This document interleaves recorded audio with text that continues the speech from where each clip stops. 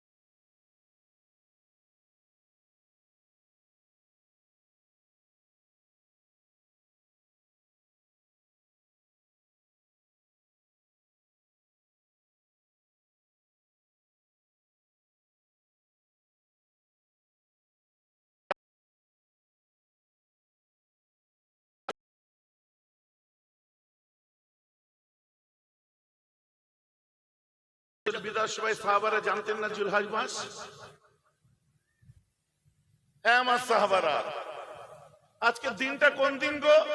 কেন সাহাবারা জানতেন না কুরবানির দিন? হজ হয়ে গেছে, মিনায় দাঁড়িয়ে আছেন। ভাইজি আমার কথা বুঝতে পারছেন?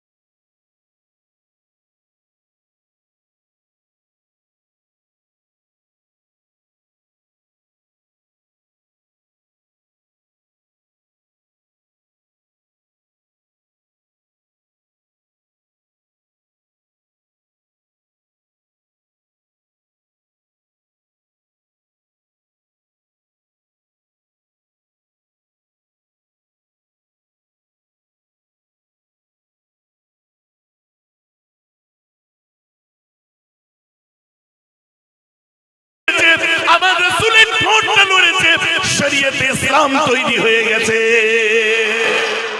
এখানে অন্য কোনো কথা চলতে পারে না। আমার নবী সব জানতেন, সব জেনে বলছেন। আমাদের হুজুরের মিজাজ এখন কোন দিকে আছে কি জানবো। ভাই যে আমার কথা বুঝতে পারছেন তো নাকি? তো সমস্ত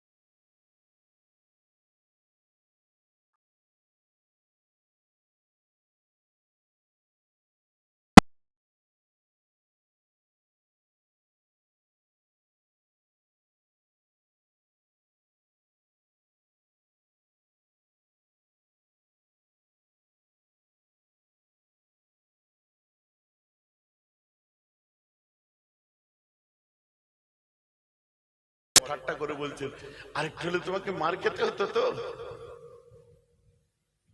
বেটি বলে ছাড় দেন, তুমি কোথাকার মুফতি, তুমি কোথাকার মৌলানা, তুমি কোথাকার হুজুর, তুমি কোথাকার পীরজাদা, তুমি কোথাকার হযরতজি, আমি আর তুমি কোথাকার কে গো? সওয়াল রাসূলুল্লাহ। অতএব তাকে যতক্ষণ না অন্তর থেকে ভালোবাসতে পেরেছেন, ততক্ষণ পর্যন্ত আপনার ইবাদতের মধ্যে কোন রকম লুৎফ, কোন স্বাদ, কোন মজা পাবেন না। সমস্ত ইবাদতের মূল, কত মানুষ কত কি করছে আল্লাহ রাসূলকে নিয়ে। কেন? পৃথিবীর বুকে সর্বকালের শ্রেষ্ঠ যিনি, তিনি দুনিয়ার বাদশা। অন্য কাউকে নিয়ে যদি ট্রোল করে, অন্য কাউকে নিয়ে যদি কটূক্তি করে, মানুষ চিনেই না, রিঅ্যাক্ট করবে না। তার জন্য যত ট্রোলিং দেখুন আমার নবীকে নিয়ে আর নবীর উম্মতদেরকে নিয়ে, কারণ এরা টপ অফ দ্য ওয়ার্ল্ড। এই একটা খচ্চর মেয়ে বার হয়েছিল না, কি নাম? হ্যাঁ, নাম মুসলমানের। তারপরে ফের একটা বার হলো বেশরম শর্মা। আমি এদের নাম নিই না, কারণ নাম নিয়ে মানে ফেমাস করা। অর্ধেকের বেশি লোক ভুলে গেছে। তারপরে আরেকটা ওর সঙ্গে সাথ দিল, কি হ্যান্ডেল না কি জেন্ডেল কি ভেন্ডেল কি নাম, মেন্টেন না কি নাম। ইদানিং বার হয়েছে কি একটা বলে কি, হ্যাঁ কি বিড়ি নাকি কি বিড়ি বার হয়েছে, বিড়ি। পরে শুনছি বাবা, আর বাবা হতে গেলে কোয়ালিফিকেশন লাগে না। ক্লাস 7 পড়ে নেতাদের মাথায়, বড় বড় অফিসারদের মাথায় কাঁঠাল ভাঙতে গেলে কোন রাস্তা নেই, তুমি বাবা হয়ে তিলক টেনে বসে যাও, তোমার জয় জয়কার, জয় বাবা, বাবা কি জয় হো বাবা। কথাটা শুনতে খারাপ লাগছে নাকি? আবার ইদানিং বার হয়েছে, নবীকে নিয়ে হয়নি, এখন তার উম্মতদের দিয়ে পড়েছে, মারবো এখানে, লাশ পড়বে শ্মশানে। কে গো? মেগা স্টার বানিয়েছিলেন যাকে। ডিস্কো ডান্সারের 3টে শো 3টেই দেখেছিলেন। No break no interruption. Bhaijaan আমার কথা বুঝতে পারছেন না? এত দেখা দেখলেন, ভাঙড়ের চৈতালি তুলে দিলেন, নূরমহল তুলে দিলেন, পাকিজা তুলে দিলেন। ভাইজান এত নাম জানেন কি করে? কোথায় কি শার্টার প্যাড লিখেছে ও খবর রাখি, কোথায় প্যাড লেখা হয়। কারণ একসময় ভাঙড়ের অলিগলি এইসব রাস্তাঘাট আমায় চিনিয়ে নিয়ে আসছে, তাই আমার যেদিক দিয়ে ঢুকিয়েছে একদম সোজা মরিচার উপর দিয়ে বিজয়গঞ্জ বাজারে বেরিয়ে যাবে। বুঝতে পারছেন? এমন কোন অলিগলি নেই যে অলিগলিতে আমি ঘুরিনি। না হুজুর এখন আর আসেন না কেন? এখন কোথায়? আজ 10 বছরের দিকে আসা কমিয়ে দিয়েছি, কারণ কারো তালে নাচতে পারবো না, কারো কি বলে ঢোলের তালে গাইতে পারবো না। মুস্তাফা গোলামের প্রতিবাদী কথা সারা জীবন বলেছি, তবেই তো মেহরাব সিদ্দিকী।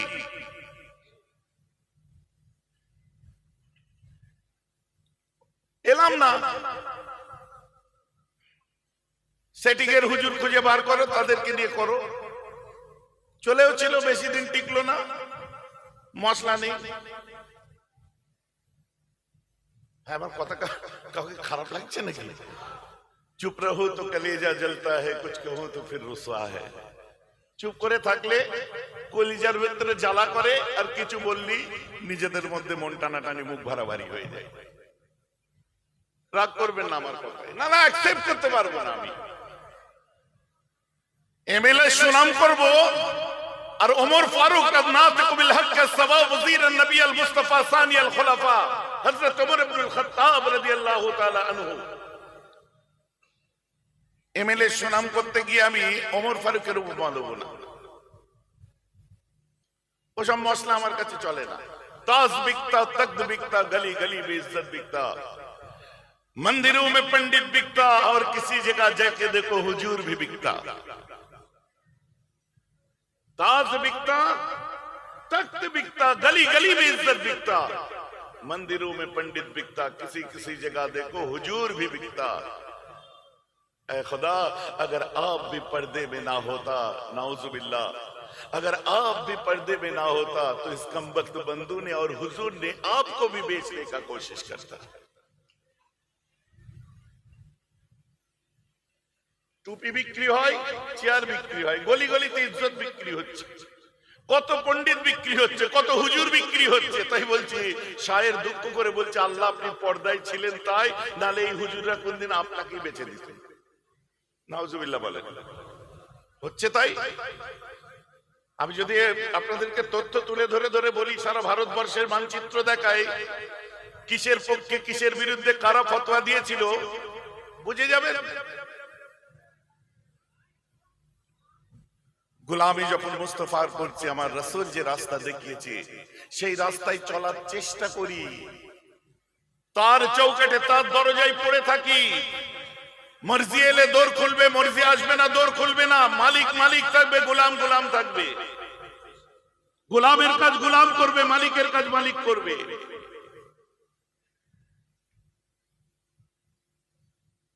যাকে না পেলে আল্লাহকে চিনতাম না, যাকে না পেলে রাসূলকে চিনতাম না। আজ আমার রাসূল এসেছিলেন বলে নামাজ জানতে পেরেছি, আমার রাসূল এসেছিলেন বলে 5 ওয়াক্ত রোজা জানতে, প্রায় 1 মাস রোজা জানতে পেরেছি। রাসূল এসেছিলেন বলে ধনীদের যাকাত দিতে হবে জানতে পেরেছি। রাসূল এসেছিলেন বলে ধনীদের হজ করতে হবে জানতে পেরেছি। রাসূল এসেছিলেন বলে আল্লাহ ছাড়া কোনো মাবুদ নেই, আর মুহাম্মদুর রাসূল হচ্ছে তার রাসূল, প্রেরিত রাসূল। আমার রাসূল এসে বলেছিলেন তাই জানতে পেরেছিলাম। আর যদি না মানতাম, কথাটা আবু জেহেল হয়ে যেতাম। কথাটা বুঝতে পারছেন কি পারছেন? কালী বলে এই কথা হচ্ছে, জাবালে আবু কুবাইসের উপরে রাসূল পাক সাল্লাল্লাহু আলাইহি ওয়াসাল্লাম দাঁড়িয়ে বললেন, তোমাদের কাছে আমি একটা কথা বলতে চলেছি, তোমরা কি মানবে? আগে কথা দাও। কি কথা বলতে চলেছেন? আমার রাসূল বললেন, আল্লাহ ছাড়া কোনো মাবুদ নেই, আর আমি মুহাম্মদ তার রাসূল। যারা মেনেছিল তারা গোলামানে মুস্তাফা হয়েছে, যারা মানেনি তারা আবু জেহেল, আবু লাহাব হয়েছে। এর অর্থ কি? আল্লাহ আছে, আল্লাহ ছাড়া মাবুদ নেই, রাসূলুল্লাহ বলেছে, আমরা শুনেছি। আমার মুসলমান খেয়াল করে শুনে রেখে দিন, যুগে যুগে সময়ে সময়ে ইসলামের উপরে, দ্বীনের উপরে একটা সম্প্রদায়কে টার্গেট করে আছে ওয়ার্ল্ড ওয়াইড, সারা বিশ্বব্যাপী। কিন্তু কোনো মতেই তাদেরকে দমানো যায় না, কারণ তাদের মূল নীতিটা যারা বুঝেছে তারা তাদের পক্ষে হয়ে গেছে। আমি আজ কোরআন হাদিস একটু পরে বলবো, কারণ কোরআন হাদিসের ওয়াজ করুন মাশাআল্লাহ, কোরআন হাদিস ইনশাআল্লাহ আলহামদুলিল্লাহ, কোরআন হাদিসের বাইরে কোনো কথা নয়। ভাষান্তর করে আমি কেবল মাত্র বলছি, আমার আল্লাহ আমার রাসূলকে কোরআন পাকের মধ্যে বলে দিচ্ছেন কিনা, পৃথিবীর বুকে রাসূল আমি আল্লাহ আপনাকে মহান আখলাকের অধিকারী করেছি, আমি আপনাকে মহান চরিত্রের অধিকারী করেছি। কোরআন পাকের মধ্যে 29 পারা খুলুন, দেখে নিন। নুন ওয়াল কালামে ওয়া মা ইয়াসতুরুন পড়ো। যাক, তো ইবারত পড়ে পড়ে বিদ্যা দেখাতে আমি আসিনি, কারণ এখন ইবারত পড়ার গরমাগর্মি খুব চলছে, বুঝতে পেরেছেন? 2-4 দিন ইবারত পড়তে শিখে বলছে ইবারত পড়তে জানে, এই পড়তে জানে, ওই পড়তে জানে, সব মোল্লা মামা হুজুর মুফতি প্রফেসর তাদের প্রতি আঙুল তুলে দেওয়া হচ্ছে। জার্সি গরুর দুধেও এত ঝাঁজ, চুলোয় তুললেই ফোঁস করে উঠলে ওঠে খালি। কি রে বলে, দুধের ঝাঁজ কি, বাপরে বাপ, চুলোয় তুলতে দেরি নেই, ফুস করে উঠলে উঠেছে। তাড়াতাড়ি ফুঁক দে, ফুঁক দে, ফুঁক দিয়ে দেখে মাল তলাই পড়ে আছে। উতলালে হবে না। হাসছেন কেন? আপনাকে কেস খাওয়াবেন নাকি? আমি তো এমনি ওয়াজ করছি, আমি ইন জেনারেল বলছি। মিস্টার ডেভেনপোর্ট ঠিক এই জিনিসটাই ধরেছিল, কি দ্য অ্যাপোলজি ফর মুহাম্মদ। শোনেন, এই যে বিড়ি ফিরি এরা আজকাল এসেছে, এর আগে আমার রাসূলের বহু বদনাম করেছিল উইলিয়াম মুরের মতো মানুষেরা, যারা স্যার উপাধি প্রাপ্ত। আমার রাসূলের বদনাম করেছিল ডেভেনপোর্টের মতো মানুষেরা, তাই সে গ্রন্থ লিখেছে, নিজেকে অ্যাপোলোজাইজ করেছে, নিজের ভুল শুধরে নিয়ে বই লিখেছে দ্য অ্যাপোলজি ফর মুহাম্মদ সাল্লাল্লাহু আলাইহি ওয়াসাল্লাম। মুহাম্মদ সম্পর্কে যত ভুল ধারণা ছিল সেই ভুল সংশোধনের জন্য বই লিখলাম। সুবহানাল্লাহ। কারণ তারা পড়ালেখা জানতো, তাই করেছে। আর এরা ক্লাস 7 পাস, বাবা ও কি করবে, তিলক টানলি হুজুর হয়ে গেছে, তো নবীজির বদনাম করবেই। কারণ একটাই শর্টকাট উপায়, তাড়াতাড়ি করে বেশি কিছু মানে ফেমাস হতে গেলে মুসলমানদের বিরুদ্ধে বলো। মেগা স্টার কি বলে, disco dancer, I M A disco dancer, সেও আরম্ভ করে দিয়েছে। বলে মুখে বলবো না, যা যা করার সব করব, ধরে নিন এর মধ্যে সবকিছুই আছে। তিস্তার পানিতে নাকি কেটে ফেলে দেবে, নাহলে পুঁতে দেবে। ইয়া আল্লাহ, নিজে উঠে দাঁড়াতে পারছে না, ঠক করে কাঁপছে, বলে পুঁতে দেবে। আরে রিয়েল লাইফ আর রিয়েল লাইফে তফাৎ আছে, আমি তো তাই চিৎকার করে বলেছিলাম। ভারতবর্ষের বুকে বাস করি, কোনো কিরায়াদার নয়। ভারতবর্ষের জমিনে বাস করি, কোনো ভাড়াটিয়া নয়। আমরা ভারতবর্ষে বাস করি, বাই ডিফল্ট জন্ম ভারতে নিয়েছি, কিন্তু বাই চয়েস আমরা ইন্ডিয়ান, বাই চান্স আমরা ইন্ডিয়ান নয়। আপনি মাথায় এরকম দিল্লির বুকে চলে যান, যাদেরকে নিয়ে আজ কটূক্তি করছেন। মেগাস্টারকে আমি বলছি, ইন্ডিয়া গেটের নিচে যখন আপনার দলের প্রধানমন্ত্রী দাঁড়িয়ে মশাল জ্বালায়, ওই মশালে দেখতে পাবেন ওপরের দিকে আস্তে আস্তে ভাই ও বাহন বলে মাথা তোলে। কারণ ওই দিল্লির ইন্ডিয়া গেটে ৯৭,০০০ শহীদের নাম লেখা আছে, যারা ভারতের জন্য, মাতৃভূমির জন্য, হিন্দুস্তানের জন্য রক্ত দিয়েছে, জীবন দিয়েছে। তার মধ্যে শিখেদের নাম আছে, ইসাইদের নাম আছে, আদিবাসীদের নাম আছে, দলিতদের নাম আছে, যার মধ্যে নাম আছে হিন্দুদের। এবং ওই ৯৭,০০০-এর মধ্যে কেবলমাত্র মুসলমানদের ৬৫,০০০ শহীদের নাম লেখা আছে। জোরে বলুন সুবহানাল্লাহ।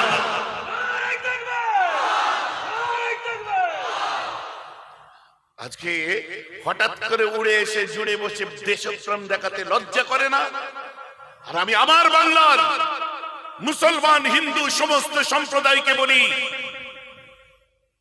যেহেতু ফুরফুরা পীর সাহেব কেবল মুসলমানদের নয়, সম্প্রীতির বাংলা বিবেকানন্দের বাংলা, সম্প্রীতির বাংলা ঠাকুর রামকৃষ্ণ পরমহংসদেবের বাংলা, সম্প্রীতির বাংলা।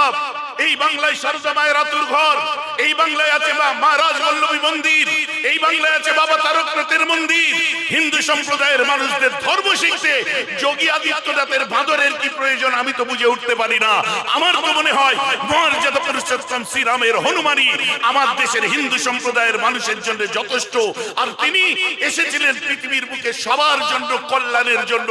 এটা আপনি আজ অস্বীকার করছেন।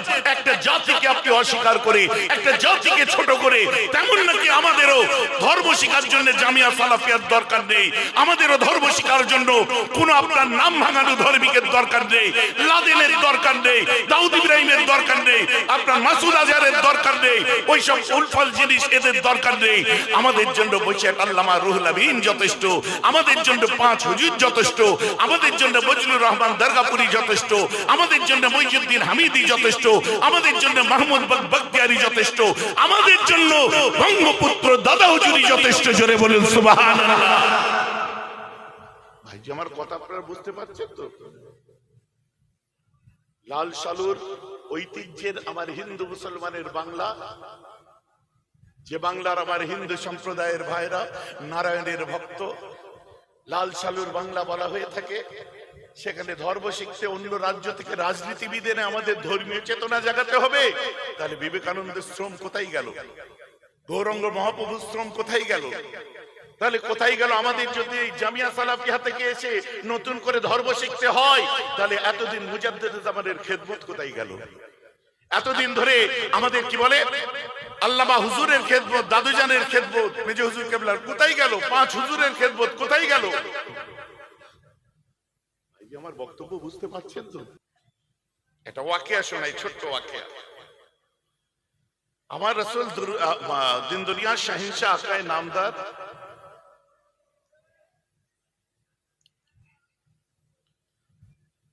আচ্ছা, ওদিকেও ছেলেরা আছে নাকি? ছেলেদের মতো মেয়েদের গলা কেন এখানে?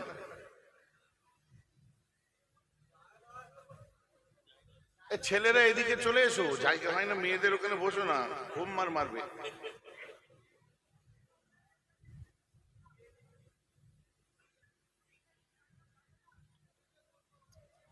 একটু কষ্ট করে বসেন ভাই, সোনার ভাই আমার। ভাই যে আমার বক্তব্য আপনারা বুঝতে পারছেন? খারাপ লাগছে নাকি? খারাপ নেবেন না। আমার মুসলমান খেয়াল করে শুনে রেখে দিন, আমার রাসূল মক্কার দুর্গমগিরি দুর্গম পথ দিয়ে এক সময় হেঁটে যাচ্ছেন। আমার রাসূলের কাঁধে হেঁটে যাচ্ছেন, সঙ্গে ছিলেন হযরতে উসমান গনি জিন্নুরাইন। ধনী লোক ছিলেন খুব উসমান গনি, উনিও কুরাইশ ছিলেন। উসমান গনি উনিও কুরাইশ ছিলেন। অনেক সময় প্রশ্ন তুলে দেয় যে হুজুর আপনারা নবী পাকের বংশ, খানদানের রাসূল আপনাদের বলা হয়, নবী পাকের বংশের মানুষ বলা হয় কেন? শুনুন, আল্লাহর রাসূলের যে বংশ কুরাইশ বংশ, আমার নবী থেকে নয় গো। আমার রাসূলের বংশ কোথা থেকে জানেন? ইসমাঈল আলাইহিস সালাতু ওয়াস সালামের ছেলে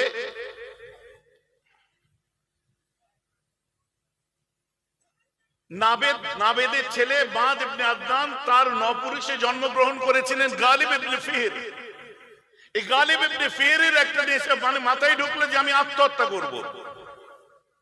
গুহায় গুহায় ঘুরে বেড়াতো, সাপে কামড়াবে আমরা মরে যাব, সাপে কামড়াবে আমরা মরে যাব, আমি মরে যাব। তো একদিন একটা গুহার মধ্যে ঢুকলো, ঢুকে দেখে বড় বড় সব সোনা, হিরে, মণি, মুক্ত, টাকা পয়সার থলি। একটা করে কাঁধে নেয়, বলে আর মরবো না, মরা ক্যান্সেল, মাল এসে গেছে। কথা বুঝতে পারছেন? মানুষের সেবা করে, গরিব দুঃখীদের দেয়, সবার খেদমত করে, আবার শেষ হয়ে যায়, আবার নিয়ে আসে। কুরাইশ বংশ কোথা থেকে এসেছে দেখুন। এই কাঁধে যে থলি তুলেছিল, অর্থের থলি, আরবি ভাষায় এদেরকে কুরাইশ বলে। কুরাইশ হলো থৈলিওয়ালা, বলেন না সুবহানাল্লাহ। যার জন্য কুরাইশরা সেদিন থেকে ধনী। আল্লাহ রাসূল দিন দুনিয়ার বাদশা, কোথা থেকে একটু বুঝে নিন। আমি আসছি, ওখানে যাবো, ওই ঘটনাটা যেটা বলতে গেছিলাম ওকে আমি যাব। এই গালিব ইবনে ফিহরের পঞ্চম পুরুষে জন্ম নিয়েছিলেন আব্দে মান্নাফ, আব্দে দার, দুই ভাই। এই আব্দে মান্নাফ এর দুটো স্ত্রী ছিল, এক পক্ষে 3 জন, আর এক পক্ষে 3 জন, মোট 6 জন ছেলে ছিল। এক পক্ষে 3 জন কে ছিল? হাশিম, মুতালিব, আব্দে শামস। আব্দে শামস যে সে একটু ভিন্ন মতে চলতো, এই মুতালিব আর হাশিম এক মতে চলতো, এদেরকে দু চোখে দেখতে পারতো না। এই আব্দে শামসের ছেলের নাম হচ্ছে উমাইয়া, উমাইয়ার ছেলের নাম আবুল আস, আবুল আসের ছেলের নাম আফফান, আফফানের ছেলের নাম উসমান গনি। আর হাশিমের ছেলের নাম হচ্ছে আব্দুল মুত্তালিব, আব্দুল মুত্তালিবের ছেলের নাম হচ্ছে আব্দুল্লাহ, আব্দুল্লাহ ছেলের নাম আমার সোনার রাসূলুল্লাহ। বলুন না সুবহানাল্লাহ। বুঝতে পারছেন তো নাকি? তাহলে যে আব্দে শামস রাসূলের দিকটা হাশিমকে পছন্দ করতেন না, তার ছেলে উমাইয়া, উমাইয়ার আরেক ছেলে হচ্ছে হরব, হরবের আরেক ছেলের নাম আমিরে মাবিয়া, আমির মাবিয়া ছেলের নাম হচ্ছে ইয়াজিদ। তো উমাইয়া ইসলামে উমাইয়া আব্বাসী পিরিয়ড আছে, ওদিকে অত গভীরে আমি যাব না, বোঝাবার জন্য বলছি। তো উসমান গনি জন্ম নিয়েছিলেন কুরাইশ বংশে, একই বংশ, ধনী বংশ, সম্ভ্রান্ত পরিবার, কিন্তু রসুলের দাদুদের সঙ্গে উমাইয়াদের ঠিক মিলতো না। হাশেমের ছেলে মারা যাওয়ার পরে কোন উত্তরাধিকার কাকে দেবে খুঁজে পাচ্ছে না। হঠাৎ খবর এলো 10 বছর 12 বছর পরে খবর এলো মদিনায় উনার একটা বিয়ে ছিল, সেখানে একটা সন্তান আছে। আমার দিকে দেখুন, খুব গুরুত্বপূর্ণ কথা, একটু বেখেয়াল হলে বেকার হয়ে যাবে। ইসলামের ইতিহাস জানুন, খালি জজবাতি ওয়াজ শুনবেন না। মাশাআল্লাহ জ্ঞানীগুলি শিক্ষিত ছেলেরা বসেছেন, মা বোনেরাও এসেছেন। তো খবর পেল যে হাশেমের এক স্ত্রী মদিনায় ইয়াসরাবে আছে, সেখানকার একটা সন্তান আছে। সেই সন্তানটার কাছে কে গেল? হাশেম মারা গেছে, বাকি রইল মুতালিব। হাশেম আর মুতালিব এক মতে চলতো, দু ভাই, আর এক মতে আব্দে শামস চলতো, এদের বিরোধিতা করতো। এই মুতালিব ভাবির কাছে যে বলল, ভাবি যান আপনার একটা সন্তান আছে, ওটা আমার ভাইয়ের সন্তান, খবর পেলাম, এটা কি ঠিক? বলছে আপনার ভাইয়ের নাম কি? আমার ভাইয়ের নাম হাশেম। চোখ ভরা পানি। বলছে হ্যাঁ আমার একটা ছেলে আছে। ভাবি যান ছেলেটাকে তো দিতে হবে। না, আমার স্বামীর শেষ নিশানি আমি দিতে পারবো না, আমার ছেলে আমার সম্বল, একে আমি দিতে পারবো না, কোনো মতেই আমার ছেলেকে আমার কাছ থেকে ছিনিয়ে নিও না। খুব কাঁদলেন। তখন আপনার কি বলে মুতালিব বুঝালেন যে আপনি চিন্তা করে দেখুন, একটা সম্ভ্রান্ত পরিবার, আরবদের সাথে, আরবের প্রতিবেশী যেসব রাষ্ট্রগুলো আছে তাদের শুল্কবিহীন ব্যবসা আজও পর্যন্ত যে চলে, এটা চালু করেছিলেন রসুলের দাদর আব্বা হাশেম। অতএব তিনি একজন বড় ব্যবসায়ী ছিলেন, তিনি একজন বড় মানে কি বলবো প্রশাসক ছিলেন, তিনি একজন গভর্নর লেভেলের মানুষ, তার কত সম্পত্তি। এমনকি এই সন্তানটা যে কাবায় যাবে, মক্কায় নিয়ে যাব, কাবার মুতুল্লি এই হবে, কারণ এর আব্বা কাবার মুতুল্লি ছিলেন। এটা বুঝতে হবে। আপনার সন্তান হতে পারে, কিন্তু একে তো সিংহাসনে বসাবো আমরা, বুঝতে পারছেন? নিয়ে চলে এলো। নাম কি? নাম হচ্ছে, সন্তানটার নাম হচ্ছে শাইবা। শাইবা কথার অর্থ শুভ্র, খুব ফর্সা, খুব সুন্দর দেখতে। এগুলো টান দিয়ে বললে 1 ঘন্টা লাগবে। শুভ্র, ফর্সা, খুব সুন্দর দেখতে। মক্কায় যখন নিয়ে আসলো সবাই বলছে এত সুন্দর বাচ্চা কার রে, এত সুন্দর ছেলে কার, এত সুন্দর ছেলে। রাসূলের দাদুর কথা বলছে। তখন সবাই মিলে বলল শাইবা নাম। সবাই মিলে বলল এটা হচ্ছে মুতালিবের গোলাম। চাচার নাম মুতালিব, হাশেমের ভাই। গোলামকে আরবিতে কি বলে? আব্দ। আর মুতালিবের গোলাম আব্দুল মুত্তালিব, সেই থেকে শাইবা হয়ে গেল আব্দুল মুত্তালিব। মানে ওর চাচার নাম ধরে গোলাম বলে ডাকতো। এই আব্দুল মুত্তালিব হলো রাসূলের দাদু, ওনার আসল নাম হলো শাইবা। ভাইজান বুঝা গেছে না? যায়নি? আব্দুল মুত্তালিব বড় হতে আরম্ভ করলো। বড় হতে হতে জমজমের কুয়াকে আবার সুন্দর করে সংস্কার করতে আরম্ভ করলেন। জমজমের কুয়া খুঁড়তে গিয়ে একটা সোনার হরিণ পেলেন, আর একটা সোনার তলোয়ার পেলেন, বেশ কিমত জিনিস, যেটা কাবা শরীফের মধ্যে সাজিয়ে রেখে দিয়েছিলেন। কাবার মুতুল্লি তিনি ছিলেন। উনি বলেছিলেন আমার 10টা সন্তান দিও। আল্লাহকে বলেছিলেন, তাকে 10টা সন্তান দিল। এক মায়ের পেটে 2 ভাই, একজন হচ্ছে আবু তালেব আর একজন আব্দুল্লাহ। আবু তালেব হযরতে আলীর আব্বা, আব্দুল্লাহ নবীজির আব্বা। এখানে একটা অনেক বড় ঘটনা আছে, সময় যাবে বলবো না, পরে শুনে নেবেন। সব থেকে ছোট সন্তান যে আব্দুল্লাহ, তার বিয়ে দিলেন কে? Abdul Muttalib. কোন ফ্যামিলিতে? কুরাইশ বংশেরই একটা সম্ভ্রান্ত, যে ফ্যামিলির মেয়েরা খুব পর্দানিশীল, সুন্দর হয়, খুব হিজাব আলী হয়, সেই ফ্যামিলিটার খানদানটার নাম হলো জোহরি খানদান। কার মেয়ে ছিলেন? আব্দুল ওয়াহাব। তার নাম ছিল আব্দুল ওয়াহাব জোহরি। জোহরি খানদানের আব্দুল ওয়াহাবের মেয়ে আম্মা জান আমেনা। তাই আম্মা আমেনাকে বলা হয় আমেনাতুজ জাহরিয়া। বলেন না সুবহানাল্লাহ। আওয়াজ বোঝা যাচ্ছে তো নাকি? আম্মা আমেনাকে 25 বছর বয়সে বিয়ে করেছিলেন হযরতে আব্দুল্লাহ আমার রাসূলের আব্বা জান। সুন্দর জীবন কাটতে রইল। তারপরে আম্মা বলল আমার পেটে বাচ্চা এসেছে। এখন আমি আপনাদেরকে প্রশ্ন করি, এটা আমি কি ইসলামের ইতিহাস বললাম না নানি দাদির গল্প শোনালাম? জোরে বলুন। এই ইসলামের ইতিহাস দেখে আব্দুল মুত্তালিবের ছেলে ভিখারির বাচ্চা বা গরিবের বাচ্চা, না খেতে পেয়ে মরে যাওয়ার বাচ্চা সাব্যস্ত হয় না? এই ইতিহাস দেখলে মনে হয় তিনি ধনী লোকের বাড়ি জন্ম নিয়েছিলেন। ভাই যে আমার কথা বুঝতে পারছেন না? অতএব মোল্লা মলি সাহেব হুজুর হযরত জি দেখে আমি সাবধান করে দিই, আমার রাসূল ইয়েতিম জন্মেছিলেন, আমার রাসূল গুরবাতের মধ্যে জীবন যাপন করেছিলেন, কিন্তু আমার রাসূল গরিবের ছেলে ছিলেন না, তিনি একজন গভর্নরের ছেলে ছিলেন, বিশাল বড় ব্যবসায়ী ছেলে। এমনকি তার কিছু লাগবে না, যে দুটো জিনিস জমজম খুঁড়তে যেয়ে পেয়েছে, সোনার হরিণ আর সোনার তলোয়ার, অতি তো আপনার বিশাল ব্যাপার, বাকি সয় সম্পত্তি ছেড়ে দেন। এই যেন আমার কথা বুঝতে পারছেন তো নাকি? তো আমার রাসূল গরিবের ছেলে ছিলেন না ধনীর ছেলে? জোরে বলুন। কিন্তু আমার রাসূল জীবন যাপন করেছিলেন গরিবতের সঙ্গে, আমার নবী জীবন যাপন করেছিলেন গরিবী হালে। আমার রাসূল ইতিম হয়ে জন্মেছে, আরে ইতিমের মর্ম বুঝতেন, ইতিমের কথা বুঝতেন।